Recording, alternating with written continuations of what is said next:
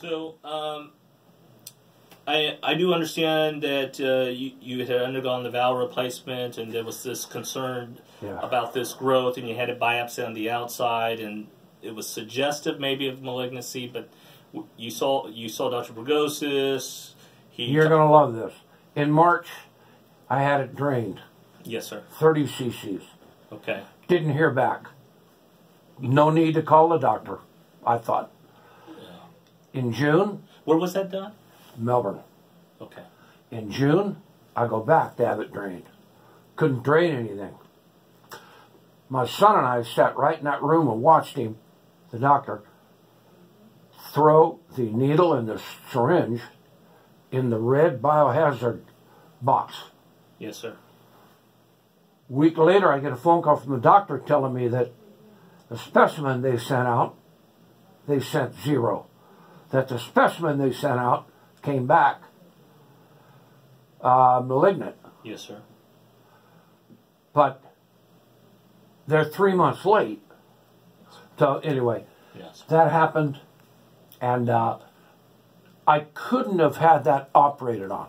My heart was failing, and it was going fast. Yeah. So Dr. Landolfo did the valve replacement. Thank God. Yeah. Well, no side effects at all, none. Okay, good. But I know that Dr. Burgosis did this surgery, and you've been recovering pretty well from that? Very good. You can eat fine, and... I'm eating pho right now. Okay. My Vietnamese soup. Right, yes, sir. Because I can kind of push the noodles up inside. I have a lazy lip, but I'm told, but I'm told that that'll fade. Yeah. A couple of years at max. So. Yeah. Usually, even within 6 months, that a lot of that should recover, but sometimes can take longer. What stage is this? So, we need to get more information. What I recommend is, now that we know it's melanoma, we need to do a CAT scan of the chest, the abdomen, the pelvis. I recommend an MRI of the brain, because if anything has spread to the brain, we need to know that.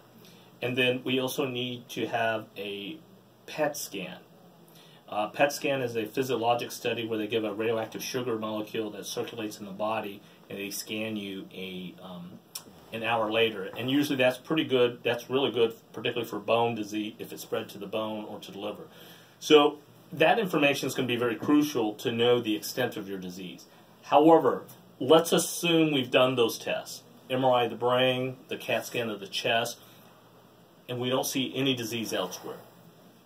Then your stage of disease is going to be dependent upon what we find out from the pathologist. And the reason I say this is... Sorry. Okay. You wanted a copy. Oh, thank you. Okay, we'll get you this copy. You can have the copy. So I looked at your CAT scan that you had before surgery, and I see 2 lymph nodes. It's not a huge deal, but the question is it one single lymph node, and that's what's been reported, or were they 2 lymph nodes that grew into each other? And I'm going to try to find out.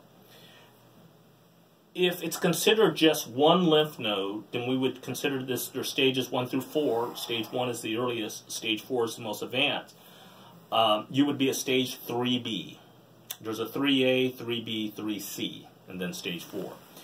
If these are considered 2 lymph nodes that are matted, and matted means grown together, then you'd be a 3C.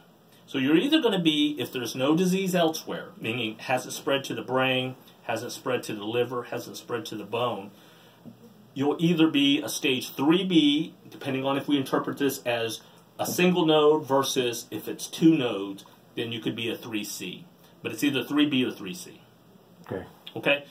As long as we don't see metastases, meaning this melanoma, unfortunately, has the capability to go into the bloodstream and spread to liver, bone, adrenal gland, brain. So that's why we want to look at, so I just want to be thorough to make sure you're not a stage 4.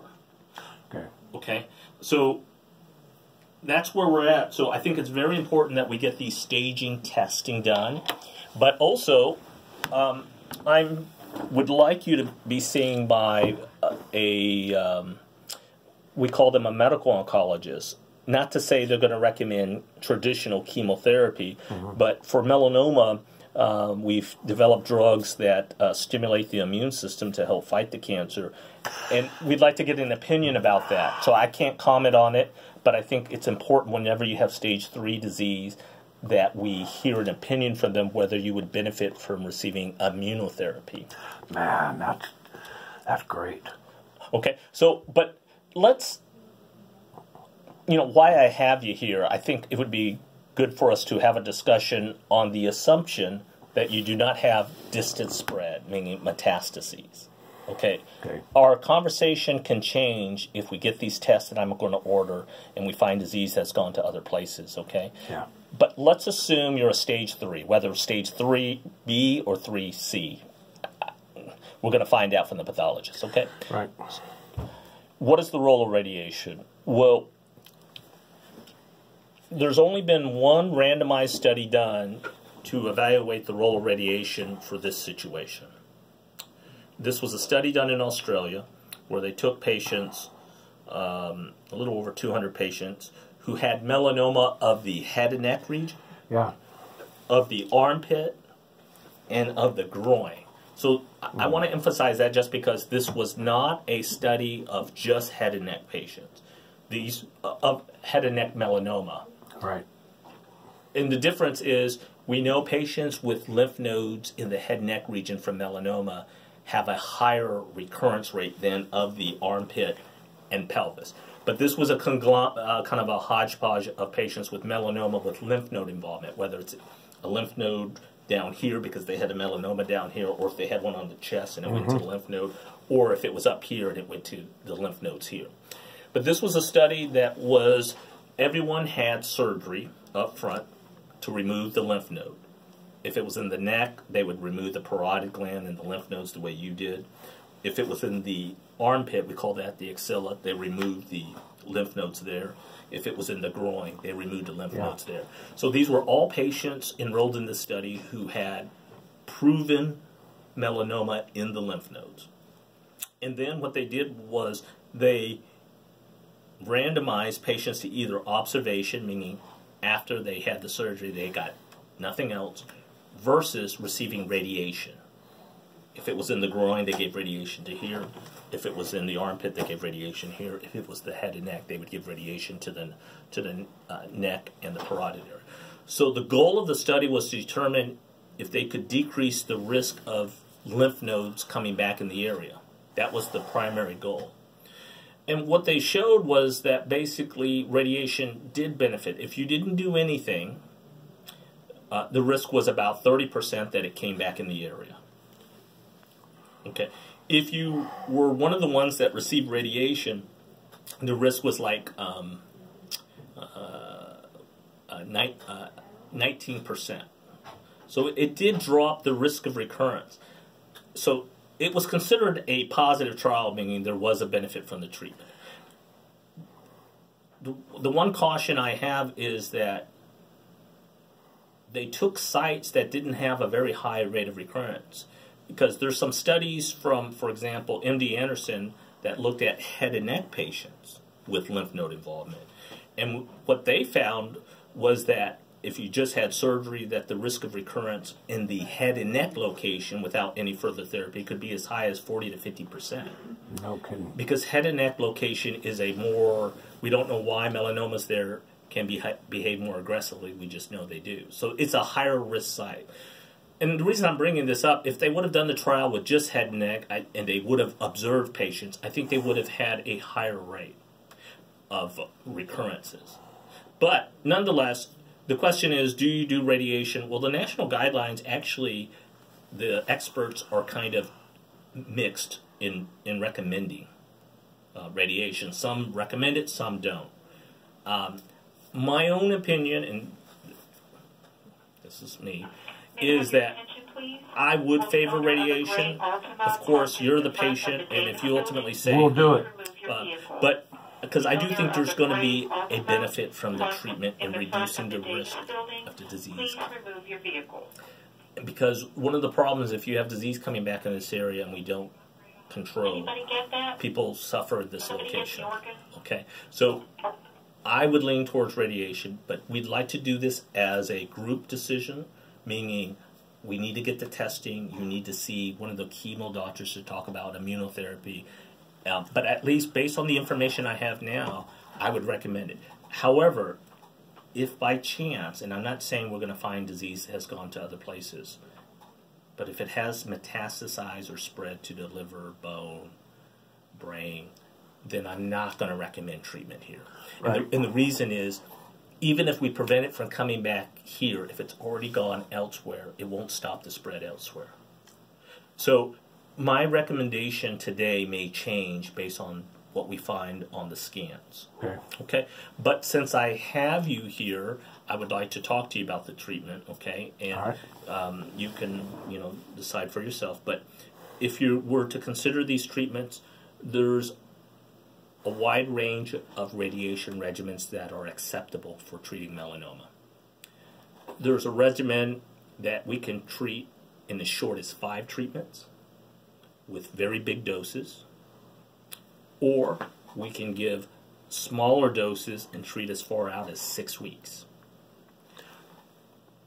Then there's an intermediate dose regimen where there's 20 treatments, which is 4 weeks, because the treatments are Monday through Friday. 20 treatments Monday through Friday would equal 4 weeks. 30 treatments Monday through Friday is 6 weeks. Now the 5 treatment regimen is one in which you get 2 treatments per week. Tuesday, Friday, Tuesday, Friday, Tuesday. So that's, even though it's 5 treatment, that's not given Monday through Friday. That's given 2 per week. So that's a 2.5 week course. I will be honest, for years I used the 5 treatment regimen. The national guidelines say it's still acceptable, but the appearance of the skin may be a bit worse, and the scarring that it caused may be a bit worse if we give that high dose in a short period of time. So kind of lately I've been going to the middle regimen of 20 treatments Monday through Friday, which is a 4-week regimen. I'm willing to consider a 5 treatment regimen if you are accepting of the fact that maybe the skin gets a little higher chance of it, color it, not be exactly the way it is, or a higher chance of having some scar. Then we can certainly do it. It is an acceptable regimen. But so either one of those regimens, I don't generally recommend giving 6 weeks, 30 treatments. To me, I don't see a big difference between the 20 and the 30 treatment regimen, okay? But there are a number of regimens that can be done. It can either be 5 treatments, Tuesday, Friday, Tuesday, Friday, Tuesday, which is 2.5 weeks. Yeah. Or the other is Monday, Thursday, Monday, Thursday, Monday, but it still equals 2.5 weeks. Or Monday through Friday. It's a small scar. I mean, I'm no actor. I'm no model. Okay. So we've thrown that out the window. Yes, sir. So, okay. Well, but to talk about the treatments, if you were to consider having this treatment, I try to give the radiation within 4 to 6 weeks of surgery. Okay, so, we should be in that time window. Right. If you consider the treatments, we have to do a planning CAT scan. It's a special CAT scan that we do to plan the radiation. We have this mask that's made. It's a plastic-like material. We heat in a water bath. We put it over your face. It conforms to the shape of your face, and it secures to the table. The mask has to be placed every day to make sure your head is in the same position every day. Then it takes me 7 working days after we do the planning scan with the mask on before you can have your treatment. This is one of the most complex areas of the body for us to treat, so it takes a lot of people's help actually behind the scenes. So the day you come in for the planning scan, we give you the date and time for all 5 or all 20 treatments, depending on which way we go. Each day, and then when the 7 working days are up, you come back to have your treatment. If we do the 20 treatment regimen, for example, each day we lay you flat, we put the mask, and we secure it to the table. All you do is hold still comfortably about 20 minutes. When you lay there for that time, you're not receiving the radiation treatment the whole time. We're actually taking a CAT scan image and overlay it against your planning to make sure that you're in the same position. Right. For us to treat the areas that I intend to treat, you need to be in the same position. So we take a lot of time to do that. So that actually takes 10 to 15 minutes to set you up. And then I approve those images, and then the actual treatment's only about 5 minutes. There's a part of the machine called the head of the machine that rotates to deliver these X-ray treatments. So these are high-energy X-rays that you will not feel. Like a chest X-ray, you can't feel that. Similarly, you cannot feel these treatments. But even though you don't feel the X-ray treatments, some of the surrounding tissues become inflamed with time. And because of that inflammation is what can give rise to some side effects. So there are, unfortunately, side effects. So let me walk you through those. Yeah. And I'm going to give you a list here. Okay, and I'm going to walk you through this. Okay. Right. So this is so you don't. Oh, I'm sorry, sir. I gave you 2 there. Unless you want to, you can have 2. Okay, you don't have to. It's all urine. Yeah.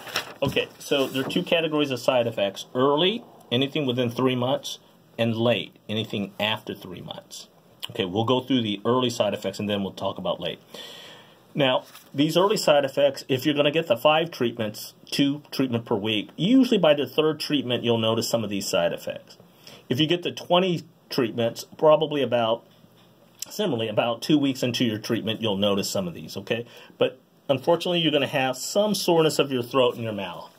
I don't expect a huge amount, but your parotid gland, which was your salivary gland that he partially removed, he didn't remove the entire gland because there's a deep part.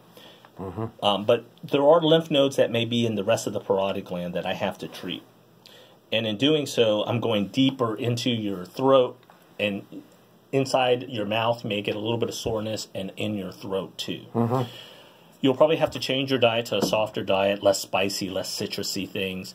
I don't think you would need pain medication, but I couldn't promise if the soreness got bad enough that you might need that. Okay? Right. But we're only treating one side of the neck because this almost never travels to the opposite side, so that'd be unusual.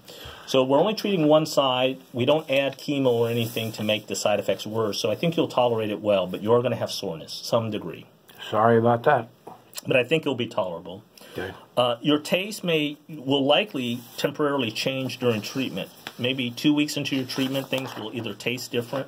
So I put loss of taste. It could be either a loss of taste where you don't have any taste, or sometimes it will taste bad where things don't taste the same. So that's a possibility. Some saliva will get thick because I'm treating the rest of that parotid gland that he left deep inside. And when that parotid gland gets inflamed, you'll get a thickened saliva. So I put that in there. Okay. If you're not eating and you're not drinking, I did put weight loss and dehydration as possible. But, you know, some weight loss usually happens, dehydration unlikely. Some irritation of your skin can happen. I don't expect a great deal, but this area here can get red, and then this area here. Even though he removed some lymph nodes, there are, you know, many nodes here that you can't remove them all. So we always treat some of the nodes in this area too. Okay? Yeah. We can tell you what to put on your skin, though, to help with any skin irritation. Aquaphor. I bought that for my girlfriend. Okay, good. Aquaphor is great. Absolutely. And then we can tell you what to gargle your mouth to help with the thickened saliva. And if you need pain medicines, we'll help you through that. Some hair loss in this area, not a great deal, but just around the ear here and along the jawline, I am expecting you to lose that hair about 2 weeks into treatment. Okay. Okay. And then some tiredness. So we don't know why tiredness happens with patients, but it's like being in the sun. Some people get tired, but it's not at all going to be debilitating. You should be able to carry on everything that you do now. But you might find yourself going to bed earlier or take a nap in the daytime. Okay. But these are the kinds of symptoms I would expect from the radiation. I think, honestly, for most patients, I have to treat both sides of the neck. And many cancers, I treat the tongue. They get very sore, and those patients have to get a feeding tube. And I'm not expecting that in you. I think you're going to go through this really well, okay? But you are going to have those, and we do manage those. I see you once a week to manage side effects. But these side effects do build up by the end of the treatment. And to be honest, they can take 8 to 12 weeks to fully go away. But usually by 2 weeks, your soreness is better, your skin irritation is better, the fatigue can be better by then. But, you know, for them to nearly or completely go away, 8 to 12 weeks, okay? Next, I have to talk about late side effects. These are actually pretty uncommon, but I have to be thorough and go through all the possibilities. Number one, you're going to have some degree of permanent dryness of your mouth. Already, he took out part of the parotid gland. but I'm going to treat the deep part of the gland that wasn't taken out. And as a result, you could have you likely will have some degree of dryness that's permanent. The good news is, I think your quality of life will still be good. Okay? Okay. But it takes about a year after you finish treatment here for the opposite gland to start to grow and compensate for the fact this side's not working. So your saliva, after you finish treatment, initially is thick, but then you have dryness 10 weeks after treatment. And then month by month, as this other gland gets bigger, it compensates. A lot of patients, the dryness will be fairly minimal.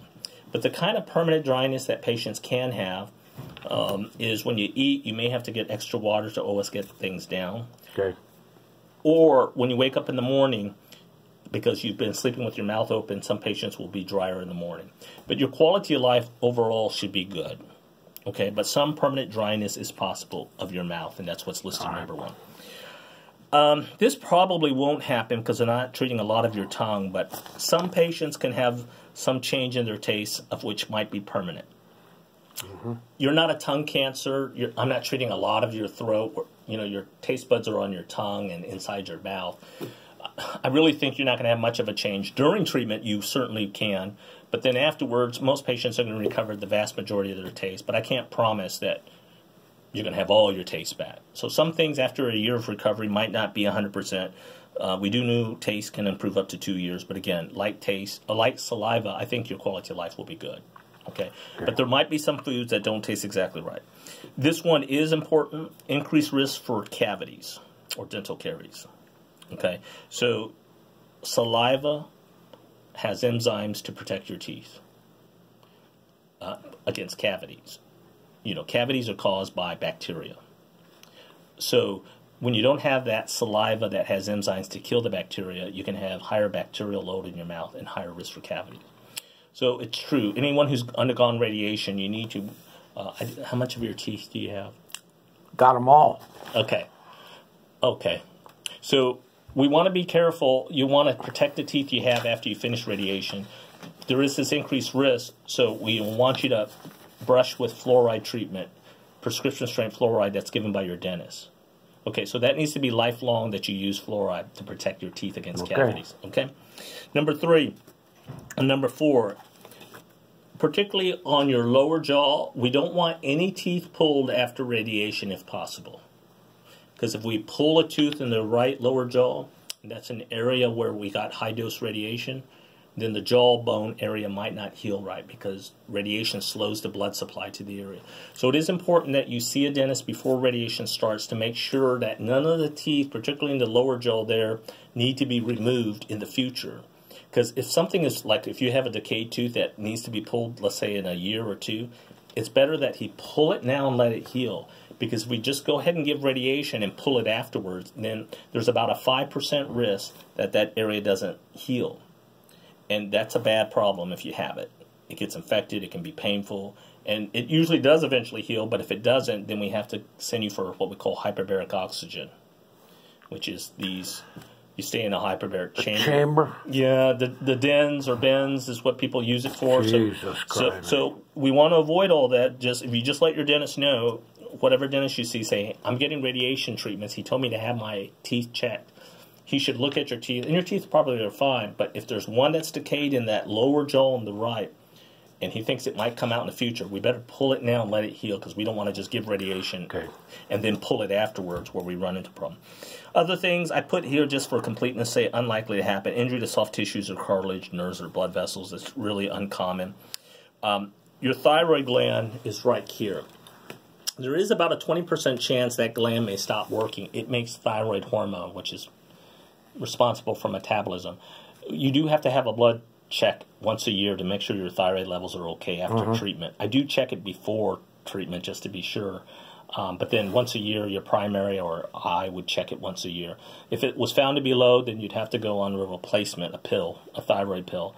It's a pretty simple fix, but it is a risk from the treatment, I have to let you know. Okay. Difficulty swallowing, very, very unlikely to happen from this. Honestly, I mean, we're not treating a lot of your throat, but I listed there for completeness sake. Some stiffness of the neck. Now, that can happen from surgery. Scar in this area, it takes 12 weeks after surgery for scar to really set in. So even if you don't get any radiation, you could get a little bit of stiffness from the scar from the surgery he did. If we give radiation, you may have a little bit more stiffness. It's not something that would be very bothersome, but if you started to have some stiffness, we would tell you to do exercises for that. Stiffness opening your mouth, that actually shouldn't happen. But swelling of the neck might happen. Even if you don't get radiation, he removed lymph nodes and lymph vessel. So lymph fluid can't travel down the vessels. And they sometimes collect here, and you may see that during the first year. It's only a cosmetic appearance thing. There's no harm to it. However, radiation can sometimes make the scar tissue worse, where you might see a little bit more of that. Again, that usually resolves. Can take up to 2 to 3 years for it to fully resolve, but usually resolves within the first year. But all in all, kind of given benefits and risks from this treatment, to me, the benefits outweigh the risks. I do recommend the treatment. I would only recommend it, though, if you have confirmed stage 3 disease. If you end up by chance, although I don't think it will happen, but if I see it's gone elsewhere, then there's not a benefit, in my opinion, to doing the radiation. Right, here. I mean. And then usually the recommendation is that you get a drug alone if it's gone elsewhere, because we need the drug to go throughout the body, okay? But right now we are trying to determine your stage, so unfortunately, you're at least a stage 3, unless it has spread elsewhere, then you're stage 4. And usually if you're stage 4, most of the time that's a treatable but not a curable situation. Yeah. So, we're certainly going to hope for the best, but I think we need to get these testing, and then I will, if you're comfortable, we can call you with the results. If you're not, I'll be happy to meet with you face-to-face. But you can call me. Okay. Now, I want to let you know... Can I get up and go to the bathroom? Yes, sir. What? I didn't have anything else. I got to go back. Okay, yes, sir. And I'll be back. Okay. This is number 2. Okay. I apologize. No. Where's the bathroom? Okay, right here, sir. This way. We're in room 3, but let me...